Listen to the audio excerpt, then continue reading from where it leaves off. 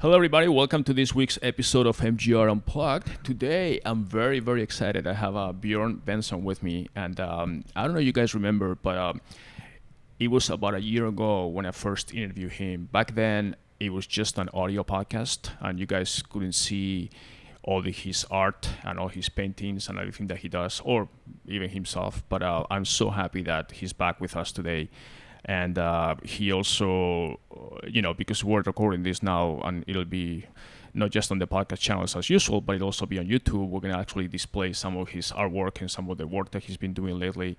I frankly need to catch up with him a lot because I used to see him almost every day, and it's been now almost 6 months, basically since the COVID. I haven't seen him. We've been kind of texting each other, but I haven't been able to be with him and see what he's doing. So I'm really, really excited, and I hope you guys enjoy this too. We'll be right back. None of you people can tell me to stop. Lower the lights down. Hand over my crown. Hand over my heart. I do this for my town. I do this for my crowd. So turn me up real loud. My time, my time. None of you people can tell me to stop. All right, welcome back. Bjorn, how are you, buddy?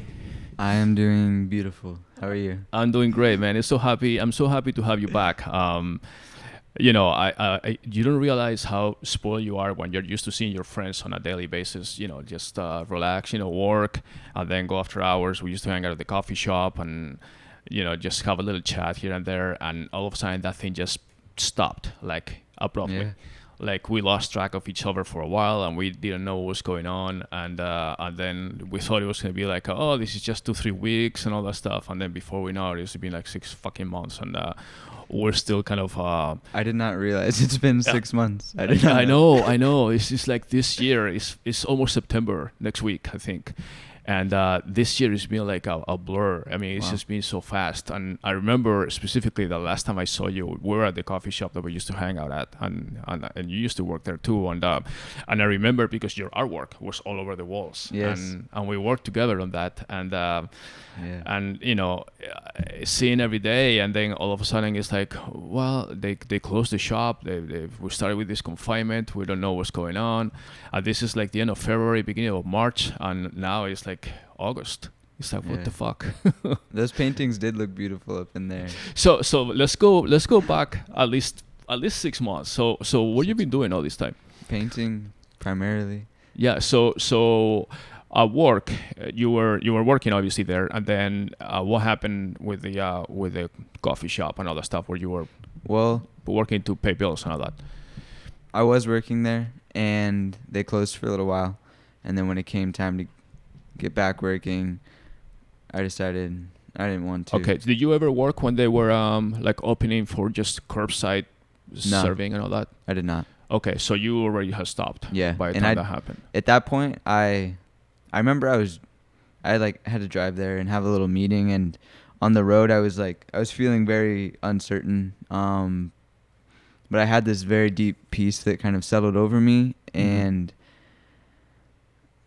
it was the intention of just pouring every ounce of myself into making art and making it beautiful and making it full of love. And once COVID began and there was that like deep sense of isolation, like everybody stay like where you are, don't go out, don't do anything. It was like, for me, this whole world opened up, and I had to pour as much love as possible as I could into it. Because isolation is a very scary thing. It can be very negatively impactful just to the soul and the spirit, but it can bring out a lot of life too. And for me, I've been painting, I've been writing, I've been drawing, and now I'm finding ways to share that even in this time, like this, doing the podcast now, sharing on Instagram, the website. I want to get the work out there to everybody so that they can feel the love especially in this time of isolation. And it's like a history thing too. Like, it marks, like, these paintings are like blossoms and blooms from this time of isolation. And I think there's something very beautiful about just that. Yeah, that's interesting. I'm actually, It's good that you say that, because there's been a lot of negativity, and obviously it hasn't been a good time for a lot of people in the confinement, isolation, and all this kind of new lifestyle that we have that nobody likes. But at the same time, I think is allowed some people to kind of take a step back and reacquaint themselves with life, basically, and discover things that, or do things that they never had time to do, and have better relationships, get to know themselves a little better. I mean, I think there's a positive side to everything. There is. And I noticed that myself too. I mean, I was just so caught up in the day-to-day work, and every day just kind of churn, work and marketing and this and that in the agency. And then we also, like everybody else, had a big fall off in the volume of business, because everybody was kind of in limbo. They didn't know exactly what to do. I know the marketing side, a lot of the clients actually fell off and all that stuff. But I actually realized, well, this is good, because I was always looking for a break to be able to do things that I wanted to do for myself, or for personal development, for other things, and I never had the time, because I was always pulled in different directions. And now, with more perspective, as bad as this is, and it still is bad, on the personal side, I think it has allowed me to do things that otherwise I probably wouldn't have been able to do. That I would have never found the time to get to read certain books, or think about certain things, or things like that, like more on the personal level. So I'm glad you said that. I think, and I also think that you and I were talking about this before, now that you say that, because we were talking about art and creativity not being something that you can schedule. Like it almost looked to me like at the beginning, work for you was like, when you have work for any person that you work for, or company or whatever, they say, okay, you need to be here 9 to 5 or 9 to 3 or whatever. Maybe at that point is when you feel some inspiration, but then, I need to get ready and go to work and do something completely different. Yes. And when you're an artist, it's very hard, because in the beginning you find yourself that you want to develop good art that comes from the soul, like you say, comes from you, from within, and that doesn't come on schedule. It comes when it comes. But at the same time, you also need to make a living, obviously, to support yourself and everything else. So you need to have work. So that's the biggest judging and juggling of tasks that you were having a challenge with when you were having that kind of work. So I think maybe this was good. I mean, the fact that this happened, it gave you a chance to say, okay, I'm going to leave and then just dedicate myself to painting. Yes, absolutely. Well, you said that there is a good side to things, even when it does seem negative. Like for you, you're able to read and devote your time to things that you enjoy personally. I like that. And for me, that was painting. And for me, I wanted that. Well, before I go on, I want to say that something I learned is the power of honesty in every single situation, and being honest with a loving intention. So no matter where I am, especially when I'm painting and I'm creating, and I'd say even more especially when I'm with somebody in person, I want the intent of that to be only love, and in an honest love, that people would be honest and share themselves beautifully and be beautifully accepted by other people. And so that's what I hope, as the podcast goes on and I'm talking, that because I don't know, that it's been very intense, this past time, especially with the COVID pandemic. It's a very intense thing. But I mean, intense things breed beautiful things. And it's about getting through them. Living became very, very difficult in that time, in this time. I've found a way to share the art and to share beauty, but for a while living was extremely difficult, just having the droning on of every single day. And I got to the point where normally you're right, you have work, you're scheduled from here to here, you go in and you do it. And for me, I need alone time, and I needed that alone time to be able to work and to find some sense of peace in myself, and then to share that with other people. But it's easy to say that you love everybody when you're alone. Mm-hmm. You have to be around people to love people. You have to be able to share things with people, to actually love people. And for a while I was in such deep isolation that like this own world that I had created for myself was like tormenting me, where I was like, I would wake up at like 10 p.m. and like work through the entire night. So like I was working during the night and like not seeing much sunlight at all, just constantly going. And I do like 12-hour periods of just painting straight. Like this, like if you go to the paintings.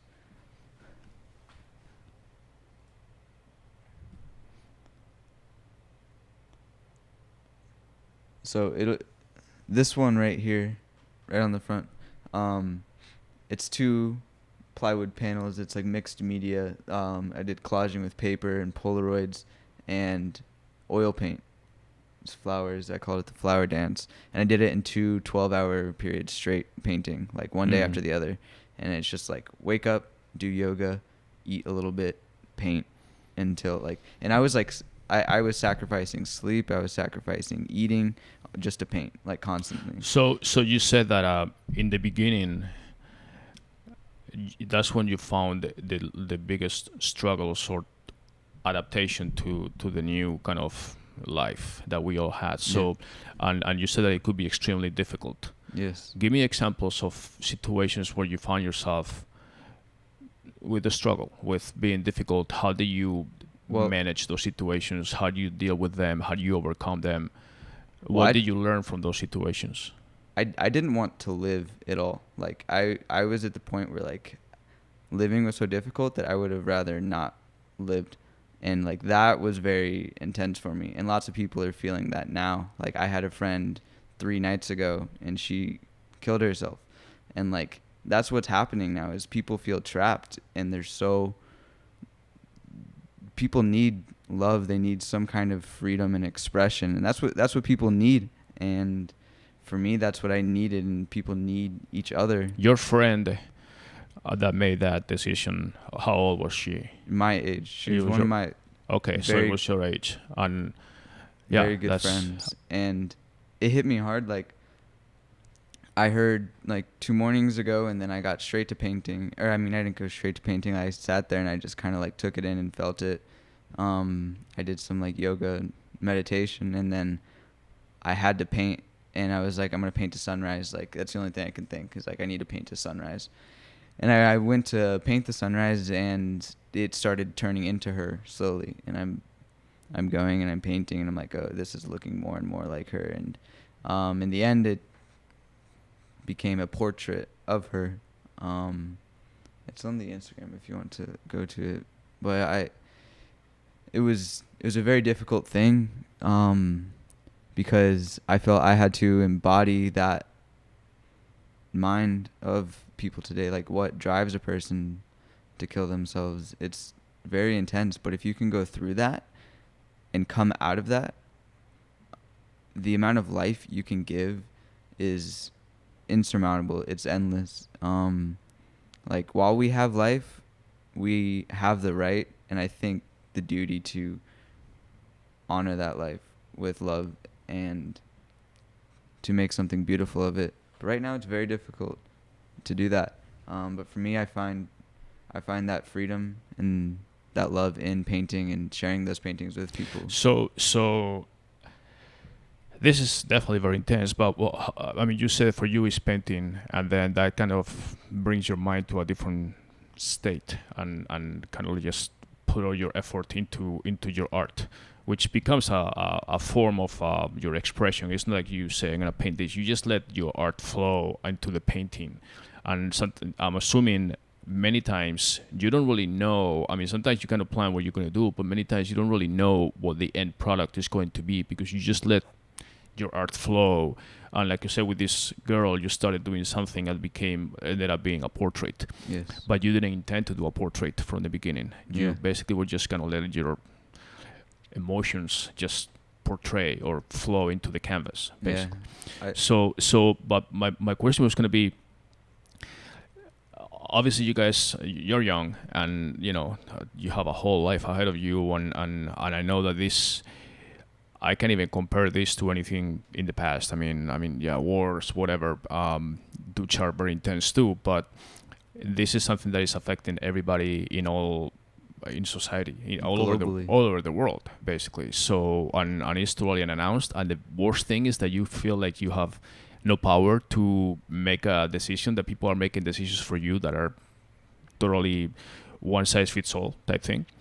And so I understand it's really, really hard. But at the same time, how did you find, like in my case, I always say, you know what, tomorrow is going to be better. What if tomorrow is the best day of my life? I don't want to miss it, So that kind of gives you that motivation. Sometimes everybody feels good days or bad days. Yeah. And some days you feel like really shitty and all that stuff. And it's like, fuck, well, this. But you always think, what if tomorrow is the day that I going to win the lottery of life? Whatever that is, like, it's this happens and this happens. So that kind of motivates me, like the sun will come up tomorrow, that tomorrow is going to be great. How did you find strength from within when you feel like really shitty, like it's hard, Yeah, I think that's beautiful. Like looking to the next day, it's like sunrises, really. Exactly. I've been doing lots of series of sunrises for that reason. Like I have a whole sunrise journal, like this one, where I just do sunrise after sunrise after sunrise, and every morning I go out. I paint the sunrise. I go to this lake nearby, and I sit there. And what's most amazing about it is it doesn't have to really mean anything. It can just be beautiful, and that's life-giving. Is to just experience something holy that is beautiful. So I go out there and I sit in the grass, and ants are in the grass. They're biting me, but it's all right. And there's a lake there, and there's ducks, and they come, and the geese will come and they'll swoop down. And there's a woman named Jill, and she'll come by and she feeds the geese and the ducks. And I did a drawing of her, and I gave it to her, her and her husband, and it's great. It's finding these little moments in life that are always around, but your eyes must be open to them. Like right now I look at the way like the light falls into the room through the windows and on the blinds, and like the lines that creates in the pattern and how that's slowly shifting. And then I look at the colors and how I see in here like the colors like almost have the shadows almost have like a bluish yellow tint to them, which is really strange to me. But I think it's beautiful, and all those things end up inspiring the work that I create because it's natural. And it's about finding moments that are they almost seem like they're hidden between like the cracks of life and your experience. But it's one of my friends, MJ, she for a little while just kept repeating to herself like, open your eyes a little wider. And like even just when you kind of just like literally open your eyes a little wider, you see the world around you, and if you're open to that, you see the beauty in it, and that keeps you going. That's enough. The sunrise is going to rise every single day. What is it that you miss? You said before that you like to be completely honest, sincere, and then we have to be. You have to be, and then love people. But you also said you cannot just love people just for the heck of loving people. You need to be with people to love people. Yes. So is that where you're missing the most now? The fact that you cannot interact with people face to face, that you find difficulty doing that in a normal environment, or even if you see people, maybe they have in public places, they have masks or whatever, like you cannot lose that facial expression that when you communicate with persons. Well, the eyes are the window to the soul, so yes, you can still still see quite a bit. But to me, I actually find it difficult. I like smiles. I like, I actually, when I talk to people, I look into the eyes, I look into the mouth, I almost read lips. I kind of like to anticipate the words before they come out of their mouth. Almost, it's like you are almost guessing what they're gonna say, and frankly, it's a little challenging. You're missing. It's like if I'm trying to see this piece of art, but I'm only seeing like a little. Like, they put my eyes like this, and I only see a little bit. It's like I know there's much better out there, but I just cannot see it, and that's frustrating when you talk to people, especially people that are like you want to have a conversation with. So I was just wondering, how that affects you, if that's part of the parts that you're missing as far as your connection with people. Yes. I believe that there is an aspect of connection through creation, and when I make a painting, there is a sense of connecting when somebody feels something from that painting, and that is a very transcending thing that you can't really put words to. Exactly, that the love that you pour into a painting, somebody can feel just by interacting with that painting. Like I think of Rothko. Like I've look at his color field paintings, and like one or two will just break me down, and it's just colors stacked on top of each other, and it's like worlds colliding and coalescing into one another just in those colors, like in worlds of your own and the world that we share in each person's own individual world, and all the feelings packed into that world, and it's all happening at once right there. And it's just color, really, but it's so profound, and there is a sense of connection in painting in that way, though I do miss being around people. I miss seeing more people's lips as they speak, and their eyes brighten up as they speak, and seeing people's like body language. Like I'm using my hands right now to talk, but like using body language to speak. Like there's so much more to than just like a text you say. Sure. Hello, there's a world more, and it's important to share the world that you have with other people, and to accept people in your own world, because we all have the way that we see the world, like our own perception, and that our perception co-creates the world. Like we got a blank canvas in front of us, and then we see everything in our own way, and that creates the world, and that world creates us. But we share this world with everybody else. We share that canvas with everybody else. So that's why it's important, I think, to create, because, and with a loving intention, and with as much honesty as possible, because I can point to some beautiful things that maybe somebody else might not have seen. Somebody might not have seen the sunrise this morning, and if I drew it, maybe they can get a little bit of light from that. So I know how much work or how much soul you pour into each of your paintings, and it's not actually in proportion to the size of the painting. It's in proportion of the type of paintings. You may create like something that is relatively small size wise, but that it totally drains you emotionally when you create it. So is that the case, that when you create a painting, like I have my own projects. I'm not an artist for sure. I have an artist eye, but I'm not anybody that can draw or anything. But I do a lot of physical or manual projects myself, and I'm physically drained when I finish something that is really exhausting. But that makes sense because it's more physical. But in your case, when you have any of these paintings completed, do you feel like that emotional drain? Like you say, okay, wow, this was intense, and now I need to take a couple of days to kind of reboot my emotions and everything, and then get started with the next one? Or how do you feel when you finish one of your paintings?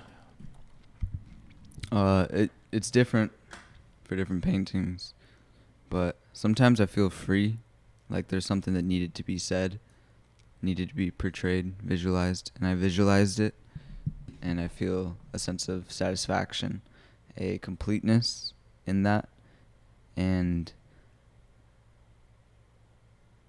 I feel free in that sense. Other times I see, all right, this is the next step. I get right to work on the next painting. But I mean, recently I've had to force myself to slow down painting, because I got to the point where I was doing like 2 or 3 large canvases a day, or just 2 or 3 a day. Yeah, and yes, and for that reason, I've like taken up journaling for a little bit. Mm-hmm. Like I'm still painting, and I paint quite nearly every day, but I'd painted every single day for, well, that's 6 months plus probably like a year maybe. I painted every single day like straight, and for a while it was a piece every day, and then I got to being like maybe 2 pieces a day, and it was like 3, and then I was also doing drawings and writing alongside that, and it was just endless pouring out, like just an endless wellspring. And I also I like big paintings. Like I like them when they're big. Yeah. So how will you describe, like, do you feel like you've evolved a lot? Like you look something that some painting or piece of art that you did 12 months ago, 16, 18 months ago, and you look at something that you're doing today, do you feel that evolution of your own art? How will you describe it? Well, I think the whole of an artist's oeuvre is a piece of art in its own. Everything connects, and it's a natural progression. I keep all the individual strokes that I do in a piece because it shows a progression. It shows the natural growth, and I'm not trying to fine-tune something to the point where it's inhuman. I can't help but be human. I can't reach a sense of perfection by any of my own means. So for me, I value every single imperfection. So I look at old work, and just yesterday I was looking at a few drawings that I had found, and I gave one to a friend. I had sold them a painting, and I gave him a few drawings from the time when we were creating in that time, and it was really amazing to see that work because it was me, and it connects to what I'm doing now, like so much more than I could have imagined. Like I was just looking at the shapes, like how I had shaped these things. I literally just put shapes with colors, and now I'm doing more and more of that, and I really love painting flowers, but I've been doing shapes a lot as well, just simple shapes. And I think as far as evolving over time, I think I've evolved into a more controlled, childlike awe and wonder at anything that's wonderful. Being able to perceive such wonder and transmute it into something sensible that people can understand and can see for themselves. It's about taking something that is impossible to discern almost. For me, that's love, like, and I try to simplify it, find a simple form, and make it accessible. Do you have any, I'm sure you do, but what artists or painters inspire you, or you follow more, like you feel more connected to? Van Gogh was absolutely like, I can see that. He was like the door that I walked through into creating. So I love Van Gogh. I talked about Rothko a bit. His work is intensely spiritual, and it's beautiful, and it's simple. Anybody can understand a Rothko painting for the reason that there is nothing really to understand. It's an experience itself, seeing those paintings.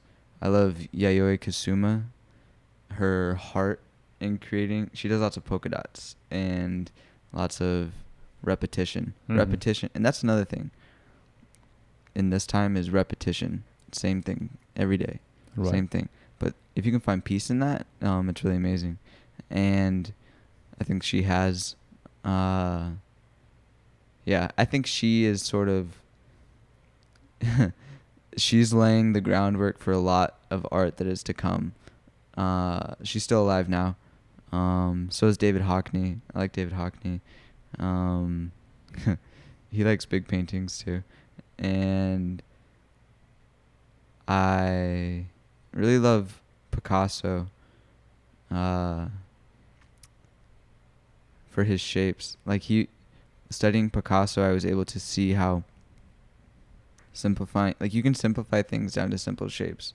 Everything is just shapes and colors. Mm-hmm. And then you get to play with that. You get to kind of manipulate that and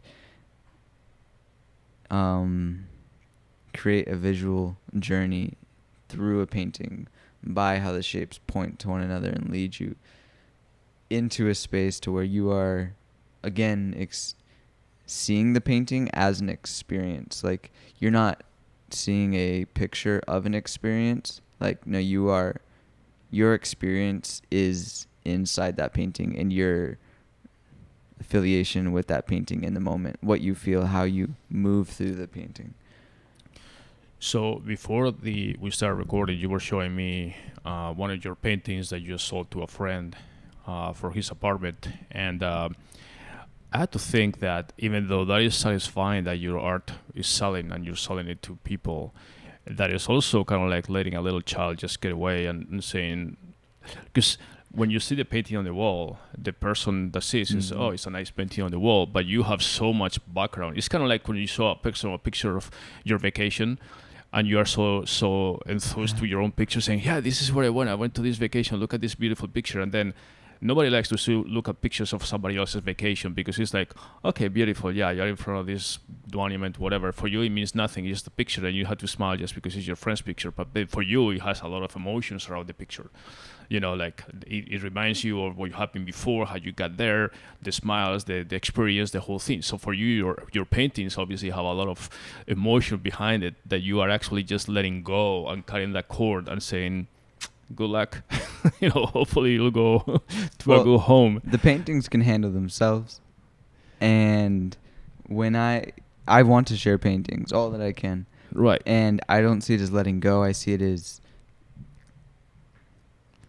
though maybe I went into some secret flower field that's not so secret, and I built a bouquet, and I said, here, and let's put it up on your wall. Yeah. Let's let other people see it.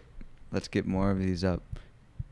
Let's get the paintings around and let people feel love from it, because people are part of the painting in the sense that they create that painting for themselves. The painting's new every single time. But every person who sees this sees it differently. Exactly. And it makes a new painting. But I feel like every painting should come with maybe a little flyer or some kind of handout saying, this is how I became, or how this painting came about. You know, like, you know, like saying, I got this painting, and if I get this, I say, okay, this is beautiful. But you tell me, okay, let me tell you something about this painting.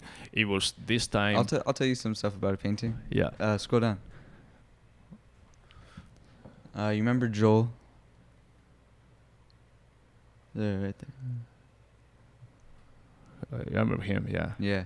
So he commissioned that from me. Yeah. And that would go up just a little bit. No, like down, so it takes up the whole thing. Oh, click on it. Sure. Yeah. I like that. Yeah, he commissioned that from me like a while back. By the way, that's very good. That's very much what he looks like. Yeah. I hope he's happy. Well, because I remember him. Yeah. Yeah. Yes. So he commissioned that from me, and that was like the first thing I think I, in a sense, sold, because he paid me right up front. He was like, here you go. And I couldn't give him a price because I was like, I don't Yeah, know. your price is something you haven't done yet. I was like, I haven't sold a painting before. He's like, so he gave me $333. $333? Yeah, in cash. And I was like, this is great. Right, How you come up with that number? It's a beautiful number. It's 3. I do lots of work in 3s and 7s. Okay.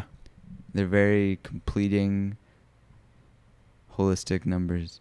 And he paid me that. and I got to work on it. And I was going, and then he started getting sicker and sicker, and it became more and more difficult to work on the painting because I was seeing him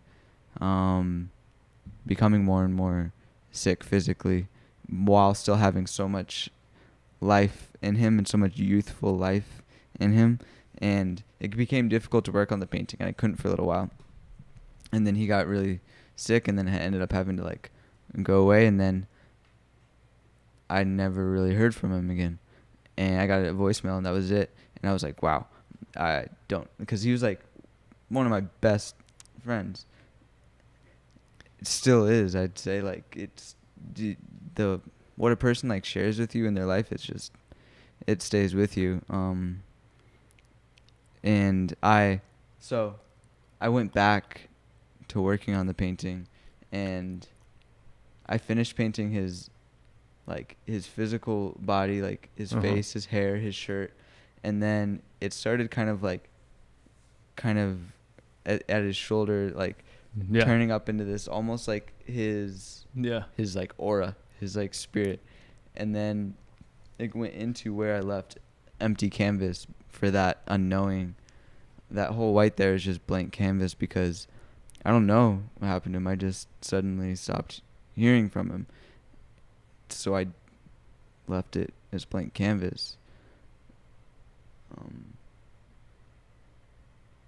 Yeah. So he never got the paint, or No, I still have the painting. I don't.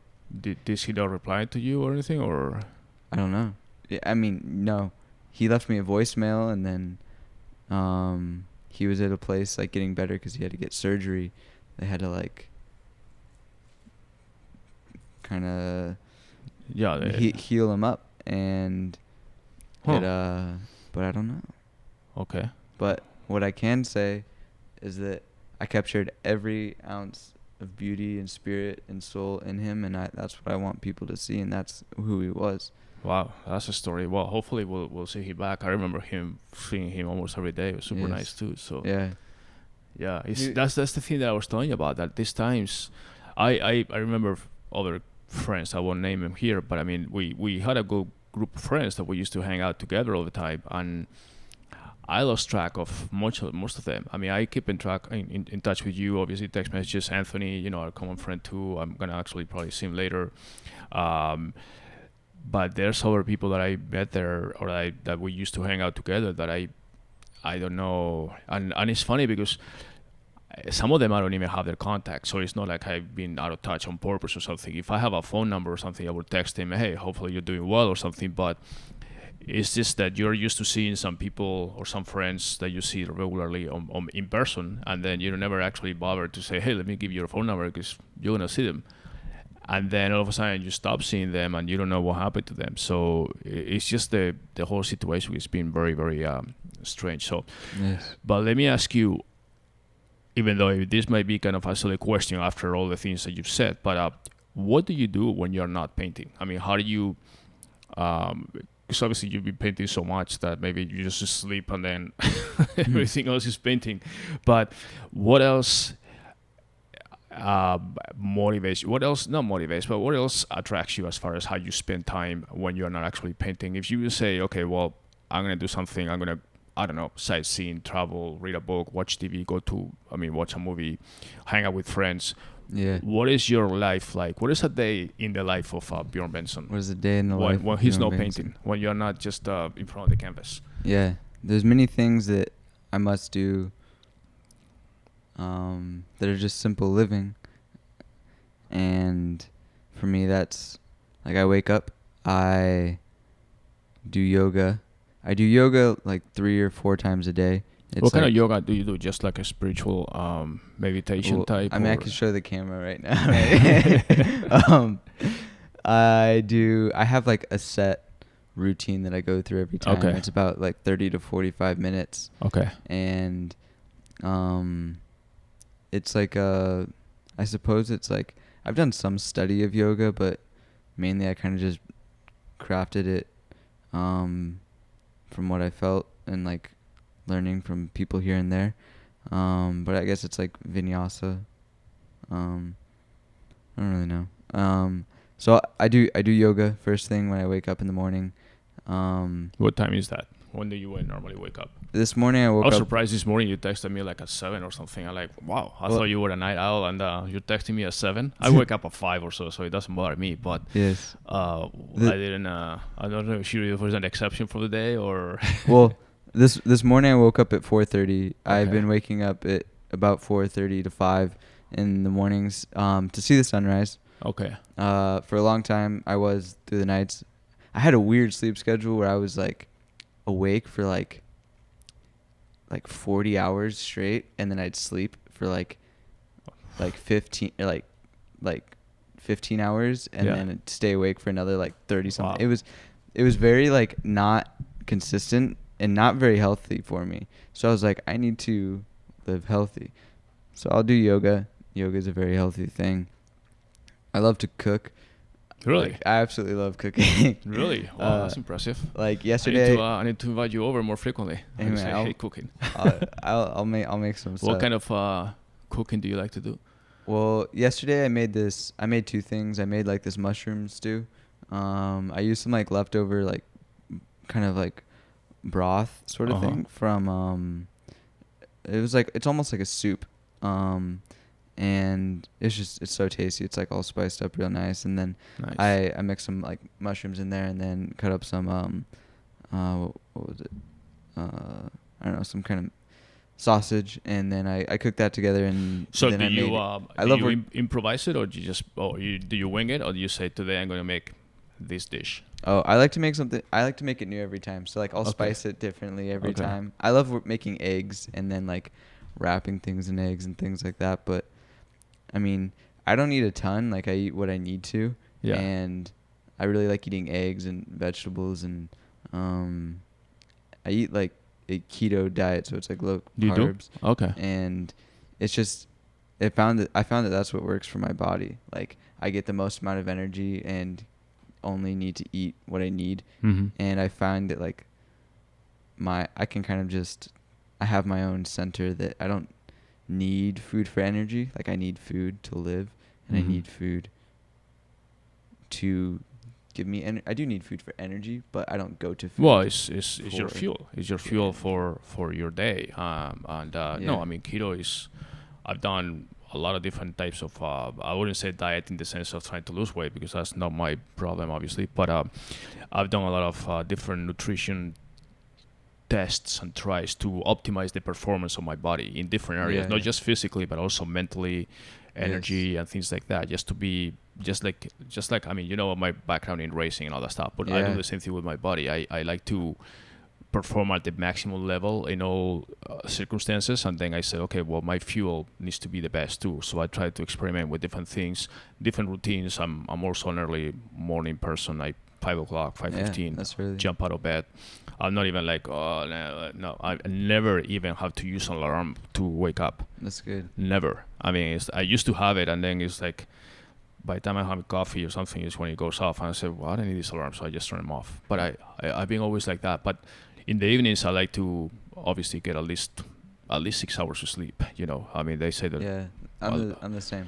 Right. So, but that's important. I mean, sleeping is important for your body to reestablish itself and build the immune is. system and everything. So you don't skimp on that. I mean, it's important, especially these days, to have Yeah. a good sleeping time for your body to restore. You know. Yeah, I'll say my favorite thing to do when I'm not specifically painting or creating, like I'm always looking at everything. I'm taking it in, even when I'm creating. Sometimes I'm just watching my hand move, but I just like to sit in the grass and like literally just feel the grass, feel the sun on me.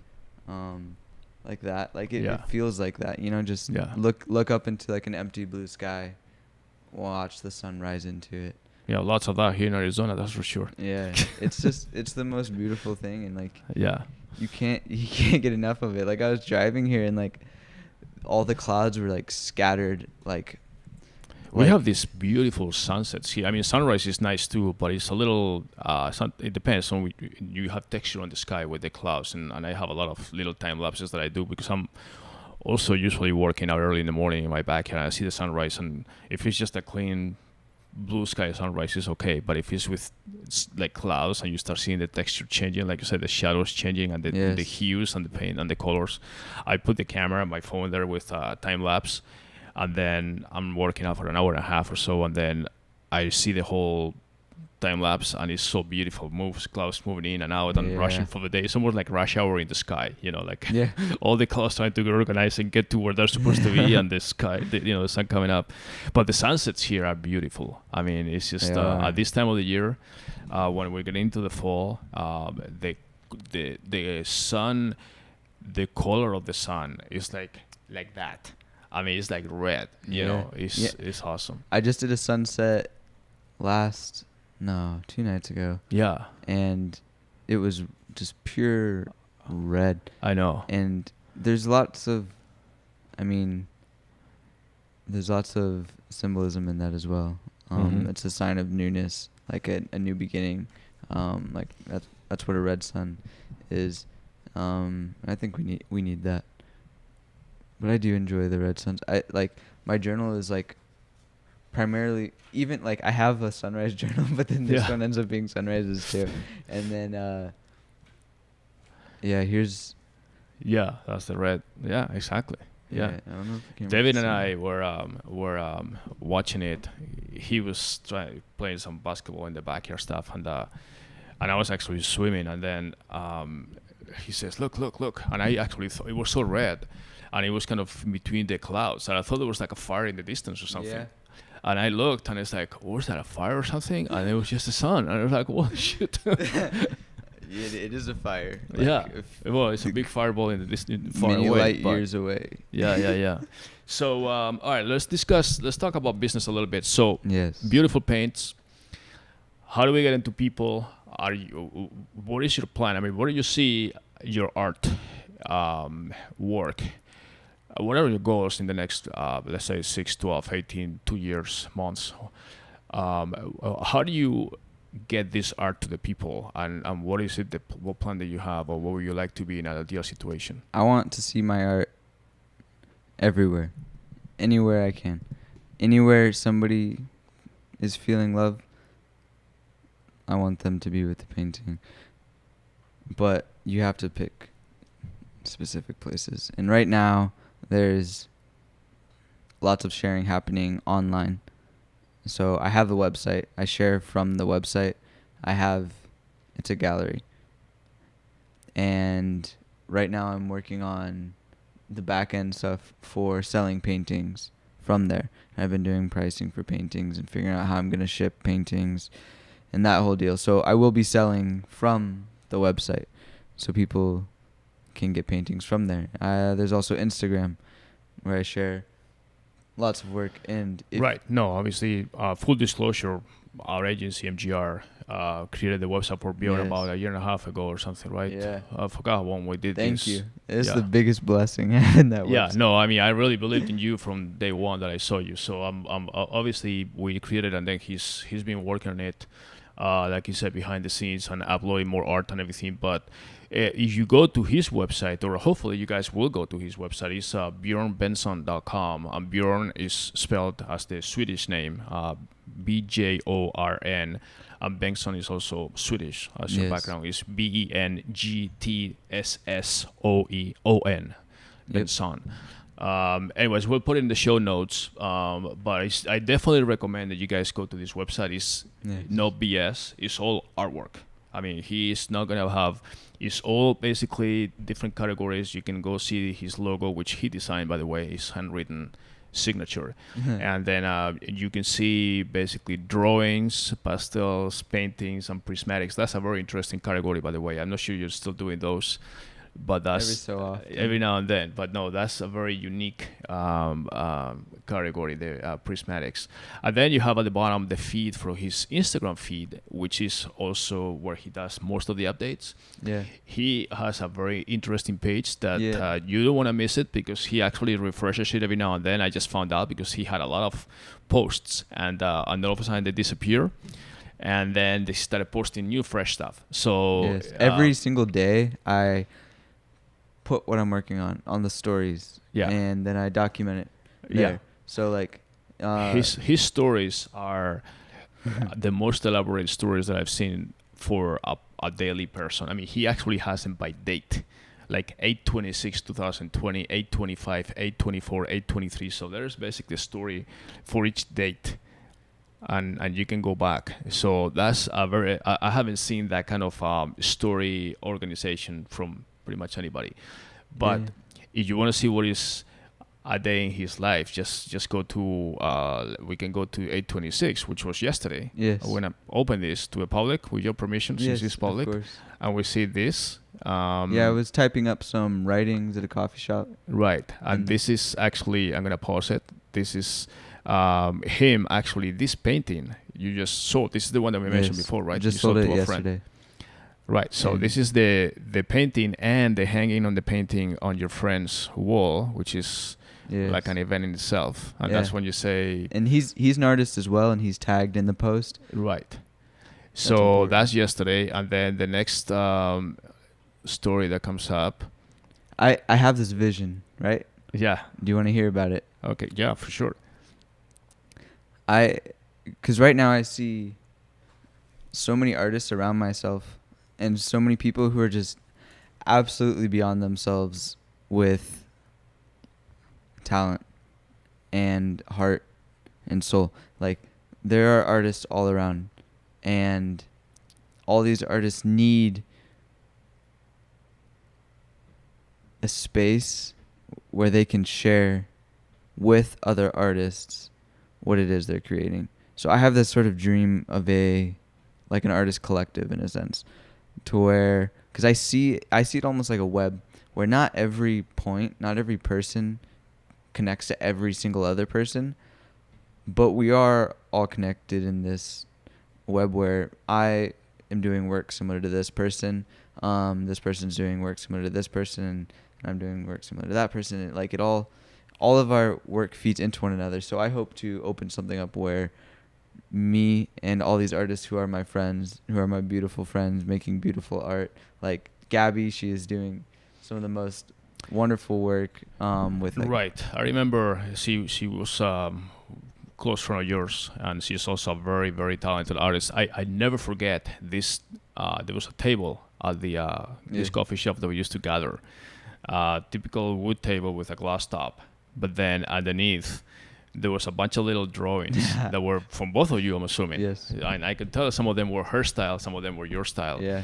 But it was very cool because you would go there. I mean, the table wasn't big. It was maybe, I don't know, like maybe 2 feet by 2 feet or something, square table. And they had the glass top. But then underneath, you guys had these little drawings from like sketches and books. And every day there were like new drawings. It was kind of cool because you go there, and then sometimes I was there when you guys were lifting the glass and putting the new ones and all that stuff. And that was so cool to see, this artist just having fun and then drawing something that was very cool and then just slapping it there. Like, okay, I mean, people could take it if they wanted. We ended up. I told him, I was like, hey, like, we're just gonna leave these here. If anybody wants them, it's theirs. Yeah, but you took your paintings, obviously, right? Oh, so I took the paintings. Yeah. Yeah. Okay. And that's the one of the ones I sold. Yesterday. But Yeah. Gabby's doing great work. Yeah. Well. Actually, I think maybe another day we could have you and Gabby together, because That'd be fantastic. this is when 1 + 1 = 3. So when the two of them get together, I like that. Yeah, this is where math breaks. When these two guys, guy and girl, basically get together, they are more than the sum of both. So yeah, I like to see her. I don't have that much, obviously, friendship with her. I just see her, but I see her art, and I see how you guys still cooperate as far as painting things together. Maybe we'll be working together, all three of us. Yeah. If we do end up doing Yeah, that would be cool. So, all right. So follow Bjorn. You want to go through what do you prefer? I want to kind of highlight a couple of your pieces, late pieces. I can talk. Art. Do you want to stay on Instagram or go to your website? Let's go to the website. We can see. All right. So let's go back to the website. Sorry, guys, for those of you listening. You need to watch this and actually, like I said, go to his website yourself. But all right. So we're back on your website, and so which category we're going to go to? Paintings. Paintings. All right, so we have this one. And Yeah, then do that one. No, you can do the first one if you want, or you can pick one. I'm trying to reacquaint myself with your paintings because since we did this for you, it's like they're all new now. So this one, has like, is this Polaroids or something? Yes. Or I can talk. I wanted to document the creative process and make the creative process the final product. Okay. So I Polaroided myself. This is like multiple panels, it looks like, or 2 plywood panels. Okay. 48 by 46. So for a total of 96. Yeah, about 8 feet wide and 48 times 2, 96. Yes. So 96 by 46. Yeah, so that's 8 feet by almost 4 feet, almost 8 by 4, but horizontal. Yeah. Yeah. So this is plywood in the background, and then these are pieces? Yes, so I paint with my hands quite often. Uh-huh. So I would... you will never see Bjorn with clean hands. They're clean, just have some paint on it. There's paint right here. Yeah, that's been like... trust me, he washes his hands all the time, but some of the paint just stays there. So the oil paint, it doesn't. Yeah. I put on a clean shirt for today. Yeah. My pants, they've got paint on them. So do my shoes. So do my bag. Yeah, I had to clean some paint off. You can't mistake him for a car mechanic or anything like that. He has all kinds of colors. Yeah. So this one, so it's plywood pieces that you draw and they're glued to the wall, or how you? Yes. So I would paint with my hands, and then I would wipe off to clean my hand. Because using a brush I don't like cleaning the brushes, and I don't have enough money to buy an absurd amount of brushes. So I use my hands, paint, and I wipe it off on a piece of paper. And then I save those pieces of paper. Oh, I see. And so these are the strokes. Are Yes. you wiping your fingers and your hands? Yeah, because I use yellow, I switch to pink.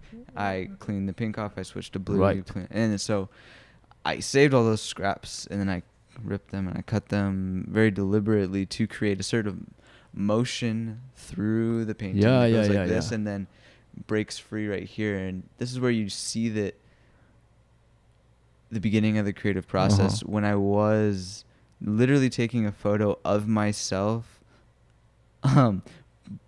like taking the Polaroid that I had just taken of myself painting and putting that onto the painting, and then taking another Polaroid of myself. It's a very cyclical process where I captured it in the exact moment that it was happening, and then I used that to make the final product, to where the painting is not really a final. It's like constantly creating itself. Right. Let me scroll itself. quick through a few that I want to see. that. It's some kind of was it some galactic? Starlight. Yeah. Starlight. See, this stuff is beautiful. I love that stuff. That's what people like. It's that minimal. They like it. They can understand. Do you have the one that was at the coffee shop, the mural that you had? That was the one that you did the time lapse for. Lamb. Yeah.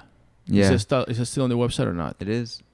There's lots of paintings. I mean, you're gonna have to scroll down a bit. Yeah, I to mean, get this to thing it. is full. I mean, there's like lots of them.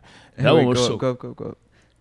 That's a real living sunflower. Yeah. That I put onto the can. I cut out scraps of Yeah. and then That one that It's I'm real talking sunflower. about, you actually did a time lapse of he creates also, Bjorn creates this sometimes time lapse of the whole process of painting, which it could be sometimes 2 days. I mean, I know that I've seen some of those, and you start painting and then you cannot take a break and sleep right in front of your baby or your paint. And then you continue painting.